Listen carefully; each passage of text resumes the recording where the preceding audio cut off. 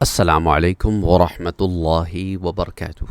حضرت ابو ہریرہ رضی اللہ تعالی عنہ روایت کرتے ہیں کہ حضور اکرم صلی اللہ علیہ وآلہ وسلم نے ارشاد فرمایا کہ ایک آدمی طویل زمانے تک، بہت لمبے عرصے تک اہل جنت کے عمل کرتا رہتا ہے، یعنی دیکھو بظاہر تو معلوم ہوتا ہے کہ یہ تو جنتی ہے، پھر اس کا جو خاتمہ ہوتا ہے، آخری وقت جب اس کا آتا ہے تو جہنمیوں کے عمل کرنا شروع کر دیتا ہے۔ اور ایک شخص کو تم دیکھتے ہو کہ ایک طویل زمانے تک اس کے ظاہری اعمال کا عالم یہ ہوتا ہے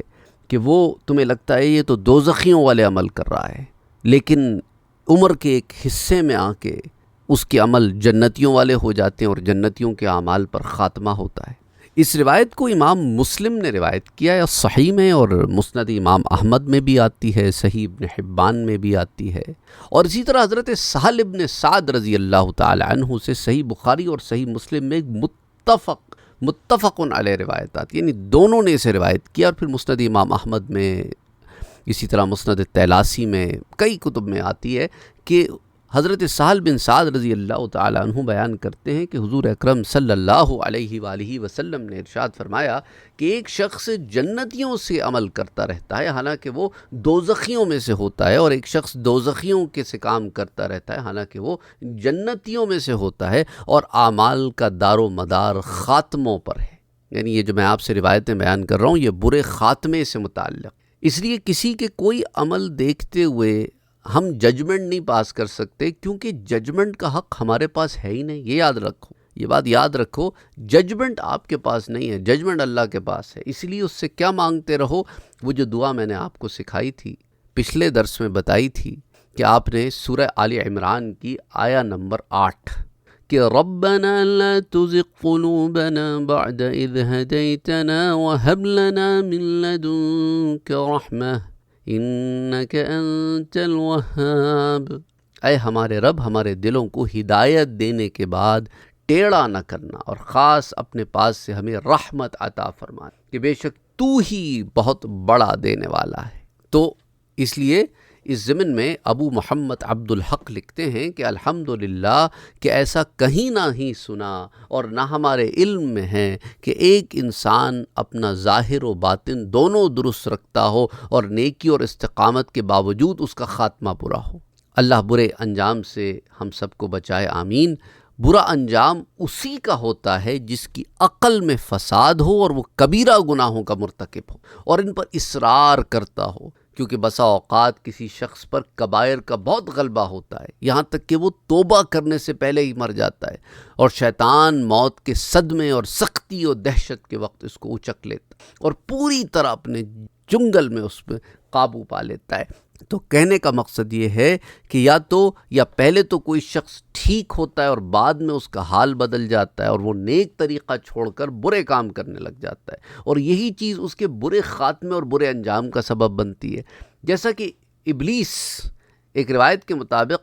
80,000 سال تک اللہ کی عبادت کرتا رہا، اور بلعم باعور جس کو اللہ نے اپنی نشانیوں سے نوازا تھا، لیکن وہ ایسا ہوا کہ گناہ میں پڑ گیا اور پھر دور ہو گیا اللہ کی رحمت۔ اور اسی طرح برسیس عابد جس کے بارے میں کہ مثل الشیطان اذ قال للانسان اکفر، قرآن کریم میں سورۃ الحشر میں جو آیہ آتی ہے نا کہ شیطان نے کہا اس آدمی سے کہ بھئی کفر کر، تو یہ برسیس عابد کی روایت کے متعلق جو آیت آتی ہے۔ اور ایک حکایت بھی آپ سے بیان کرتا چلوں کہ دیکھیں مصر میں ایک آدمی رہتا تھا جو اذان اور نماز کے لیے مسجد ہی میں رہتا تھا، اس کے چہرے پر عبادت کی رونق اور اللہ سبحانہ و تعالیٰ کی اطاعت، اس کا نور نظر آتا تھا۔ ایک دن وہ حسب عادت اذان اور کے لیے جو ہے جب مسجد کے مینار پر چڑھا اذان دینے کے لیے، تو نیچے ایک ذمی، یعنی وہ لوگ جو مسلمان حکومت میں رہتے ہیں اور مسلمان نہیں ہوتے، تو وہ جو ٹیکس دیتے ہیں نا، کیونکہ وہ زکوٰۃ نہیں دے رہے ہوتے، وہ ٹیکس دیتے ہیں، مسلمان زکوٰۃ دیتے ہیں اور وہ ٹیکس دیتے ہیں، تو ایک ذمی تھا اور مذہباً نصرانی تھا، اس کا گھر تھا نیچے۔ تو مؤذن نے اس کے گھر جھانک کر دیکھا تو اس کی نظر صاحب خانہ کی بیٹی پر پڑ گئی، اور دیکھتے ہی اس کے حسن پر فریفتہ ہو گیا، اور اس نے اذان چھوڑ دی اور اتر کر سیدھا اس نصرانی کے گھر چلا گیا۔ نصرانی کی لڑکی نے پوچھا کیا حال ہے اور کیسے آئے ہو؟ تو مؤذن نے کہا بس آپ سے ہی ملنا ہے۔ لڑکی بولی کیوں ملنا ہے بھائی، کس لیے آئے ہو؟ مؤذن نے کہا کہ بھائی تو نے تو میری عقل ہی چھین لی، اور تو نے میرے دل کے اندر ایک ایسا سما باندھ دیا ہے کہ میں بیان نہیں کر سکتا، اور بس تو میرے اندر بس گئی ہے۔ تو وہ کہنے لگی اچھا بھائی صاف صاف کہو چاہتے کیا ہو؟ تو مؤذن کہنے لگا کہ میں تم سے شادی کرنا چاہتا ہوں۔ لڑکی نے کہا کہ یہ کیسے ہو سکتا ہے، میرے والد تو نہیں مانیں گے، وہ تو اس بات پر ہرگز نہیں تیار ہوں گے۔ مؤذن نے کہا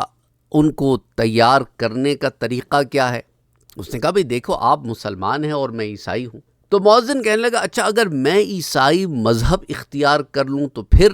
لڑکی بولی اگر آپ عیسائی ہو جائیں تو میں آپ سے شادی کر لوں۔ تو وہ مؤذن شادی کے لیے عیسائی ہو گیا، ان کی شادی بھی ہو گئی اور اس نے انہی کے گھر میں رہنے کا ارادہ کر لیا۔ اچھا کمال یہ ہوا کہ جب شادی ہو گئی تو کسی دن وہ اس مکان کی چھت پر چڑھا ہوا تھا کہ اس کا پاؤں پھسلا اور گر کر مر گیا۔ اب نہ دین اور ایمان دونوں سے گیا،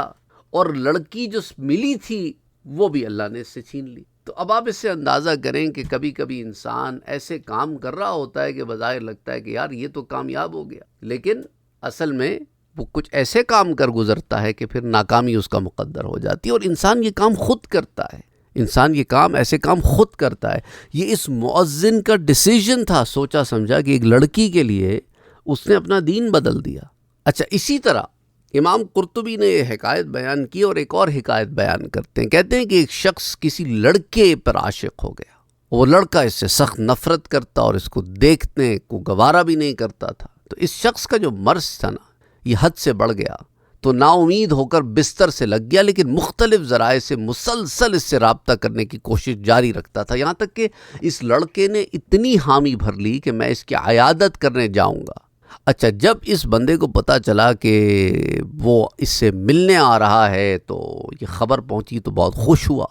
اور اسی فرحت و سرور سے اس کی آدھی بیماری کٹ گئی۔ لیکن وہ لڑکا راستے سے ہی یہ کہہ کر واپس مڑ گیا کہ باخدا میں ایسی مشکوک جگہ جہاں پہ مجھ پہ تہمت لگنے کا اندیشہ ہو میں نہیں جاؤں گا، جہاں مجھے اپنی عزت کے داغدار ہونے کا خطرہ ہو میں وہاں نہیں جاؤں گا۔ جب لڑکے کے واپس مڑ جانے کی اطلاع اس کو پہنچی تو بے ہوش ہو کے گر پڑا، اور اس کی اتنی حالت بری ہو گئی کہ موت کی علامات اور آثار ظاہر ہونے لگ گئے۔ تو راوی کہتا ہے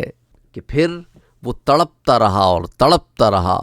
اور اسی حالت میں مر گیا۔ اللہ سبحانہ و تعالیٰ ایسی بدبختی اور برے انجام سے محفوظ رکھے کہ ایک تو گناہ میں مبتلا ہو جائے آدمی، اور اس گناہ میں مبتلا ہو کے وہ گناہ اتنا زیادہ سوار ہو جائے کہ انسان کے حواس باختہ ہو جائے۔ تو اس لیے امام قرطبی کہتے ہیں کہ امام بخاری نے حضرت سالم بن عبداللہ سے روایت کی، وہ بیان کرتے ہیں کہ حضور اکرم صلی اللہ علیہ وآلہ وسلم بکثرت فرمایا کرتے تھے کہ قسم ہے دلوں کو پھیرنے والے کی۔ صحیح بخاری میں روایت آتی ہے، مسند امام احمد میں، سنن نسائی میں، موطا امام مالک میں، سنن ابن ماجہ میں، کئی کتب حدیث میں روایت آتی۔ اور اس کا معنی کیا ہے؟ اس کا معنی امام قرطبی کہتے ہیں یہ ہے کہ تمام بنی آدم کے قلوب اللہ کے دست قدرت میں ہیں، اور وہ ان کو جدھر چاہتا ہے پھیر دیتا ہے، اور کسی چیز کو قبول کرنا یا نہ کرنا، اور پسند کرنا یا نہ کرنا، ایسے اوصاف میں دلوں کا مختلف ہونا، اور ایک حالت سے دوسری حالت کی طرف پھرنا اور بدل جانا آندھی سے بھی زیادہ تیزی کے ساتھ ہو۔ اور قرآن کریم میں اللہ سبحانہ و تعالیٰ سورۃ الانفال میں ارشاد فرماتا ہے وَاعْلَمُوا، اور جان لو ان اللہ یحول بین المرء وقلبہ، کہ اللہ کا حکم آدمی اور اس کے دل کے ارادوں کے درمیان میں حائل ہو جاتا ہے۔ اور حضرت مجاہد رحمۃ اللہ علیہ اس کی تفسیر میں بیان کرتے ہیں کہ اس کا معنی یہ ہے کہ اللہ کا حکم آدمی اور اس کی عقل کے درمیان حائل ہو جاتا ہے، حتیٰ کہ آدمی کو کچھ نہیں سوچتا کہ میں نے کیا کرنا ہے۔ اور اس کی وضاحت اللہ سبحانہ و تعالیٰ کے اس فرمان سے بھی ہوتی ہے جو سورہ قاف میں آتا ہے کہ بے شک اس میں نصیحت ہے اس کے لیے جو دل بینا رکھتا ہو، ان فی ذلک لذکری لمن کان لہ قلب۔ اور امام قرطبی فرماتے ہیں کہ یہاں پر قلب سے مراد عقل ہے۔ اور علامہ طبری کا اس میں یہ معاملہ ہے کہ وہ کہتے ہیں کہ اس آیت میں اس بات کی خبر دی گئی ہے کہ تمام بندوں کے دلوں کا حقیقی مالک اللہ ہے، اور اللہ جب چاہتا ہے اس کا حکم اور ارادہ بندوں کے دلی ارادوں کے درمیان حائل ہو جاتا ہے، حتیٰ کہ کوئی انسان بھی اللہ کی مشیت کے بغیر کسی چیز کا ادراک نہیں کر سکتا۔ اور ام المومنین حضرت عائشہ صدیقہ رضی اللہ تعالی عنہا بیان کرتی ہیں کہ حضور اکرم صلی اللہ علیہ وآلہ وسلم بہت کثرت سے یہ دعا مانگا کرتے تھے کہ یا مقلب القلوب ثبت قلبی علی طاعتک، اے دلوں کے پھیرنے والے میرے دل کو اپنی اطاعت پر ثابت رکھنا۔ اور ام المومنین بیان کرتی ہیں کہ میں نے عرض کیا کہ یا رسول اللہ صلی اللہ علیہ وسلم، آپ کثرت سے یہ دعا مانگتے ہیں کہ آپ کو بھی کوئی اندیشہ ہے؟ تو حضور اکرم صلی اللہ علیہ وآلہ وسلم نے فرمایا کہ یا عائشہ، مجھے کس چیز نے بے خوف کر دیا؟ حالانکہ تمام بندوں کے دل زبردست مالک جل شانہ کی 2 انگلیوں کے درمیان ہیں، وہ جب بدلنا چاہتا ہے اپنے بندے کا دل بدل دیتا ہے۔ صحیح مسلم کی یہ روایت ہے، پھر مسند امام احمد میں، سنن ترمذی میں، سنن ابن ماجہ میں، مسند الطیلاسی میں، مصنف ابن ابی شیبہ میں، کئی کتب میں آتی ہے۔ اور علماء کرام فرماتے ہیں کہ یہ بات معلوم ہے کہ ہدایت اللہ سبحانہ و تعالیٰ کے تصرف اور قبضہ و قدرت میں ہے، اور دین پر قائم رہنا اور ایمان پر استقامت اور ثابت قدمی اس کی مشیت پر موقوف ہے، اور انجام اور عاقبت کا حقیقی علم اللہ کو، اور بندہ اپنے ارادے میں مغلوب اور عاجز ہے۔ اس لیے کسی بندے کو اپنے ایمان، اپنے عمل، اپنے نماز، اپنے روزے اور تمام عبادات جو کرتے ہو ان میں سے کسی چیز پہ کوئی غرور و تکبر نہیں ہونا چاہیے، کیونکہ تمہیں کیا خبر کہ تمہارا غرور، تمہارا تکبر تمہارے ایسے آڑے آئے کہ تم ہدایت سے جاؤ۔ اس لیے یہ جو سارا معاملہ بیان کیا ہے نا، اس کو بتانے کا مقصد یہ ہے کہ اللہ سے خیر مانگتے رہو اور عاجزی اختیار کیے رکھو، اور کبھی یہ نہ سمجھنا کہ میں بڑی کوئی شے ہو گیا ہوں، میں کوئی بڑا ترم خان فن خان ہو گیا ہوں، میں نے 4 کتابیں پڑھ لی ہیں تو میں بڑا عالم فاضل ہو گیا ہوں، اب میں کسی کو خاطر میں نہیں لاتا، میں 5 وقتہ نمازی ہو گیا ہوں، میں تو سارے روزے رکھتا ہوں، میں تو حج کرایا ہوں، میں تو ہر سال عمرہ کرتا ہوں، میں تو کئی حج کیے ہیں۔ ان چیزوں کو کبھی سر پہ نہ سوار کر لینا کہ میں تو بڑی خیرات کرتا ہوں، بڑا صدقہ کرتا ہوں، میں نے تو بڑے قرآن شریف کے دورے کیے ہیں، بڑے ختم القرآن پڑھے ہیں، مجھے تو ساری کمیونٹی میں، سارے محلے میں مجھے بڑی عزت کی نگاہ سے دیکھا جاتا ہے کہ تو بڑا شریف آدمی ہے، تو بڑا نیک آدمی ہے۔ یہ چیزیں اپنے سر پہ سوار نہ کرنا، بلکہ نیوے نیوے، پنجابی میں کہتے ہیں نا جی، نیوے نیوے، یعنی کہ بالکل سر جھکا کے، بالکل آپ نے ہمبلنس کے ساتھ زندگی گزارنی۔ کیا خبر کہ کہیں ایسا نہ ہو کہ دل کی کایا پلٹ جائے اور پھر غلط چیز کی طرف بندہ گامزن ہو جائے، تو ایسی صورت میں لوگوں کے ایمان تک چلے جاتے ہیں۔ تو عبادات پر فخر کرنا ہرگز نہیں، بلکہ اللہ کے آگے عاجزی اختیار کرو۔ اے بندہ خدا، دنیا میں کتنے ہی ہرے بھرے باغات ہیں، لیکن ہوتا کیا ہے، خزاں آتی ہے، ختم ہو جاتے ہیں۔ تو کوشش کرو کہ دل کا چمن آباد رہے، شاد رہے، ایمان سے منور رہے، آخری سانس، آخری دم رب سے مانگتے رہو کہ اے مالک، ہم تیری رضا چاہتے ہیں اور تیری ناراضگی سے پناہ مانگتے ہیں۔ مولا، ہمارے دلوں کو اپنے فضل اور اپنی رحمت سے اپنی اطاعت اور اپنی فرما برداری میں ثابت رکھنا، اور ہمارا خاتمہ ایمان پر فرمانا۔ آمین۔ اللہم صلی علی محمد وعلی آل محمد صلی اللہ علیہ وآلہ وسلم۔ جن جن لوگوں نے دعاؤں کا کہا ہے اپنے پیاروں کے لیے، اللہ سبحانہ و تعالیٰ سب کی مغفرت فرمائے، آمین۔ اور جو پیچھے رہ گئے ہیں انہیں صبر جمیل اور اجر عظیم عطا فرمائے، آمین۔ اللہم صلی علی محمد وعلی آل محمد۔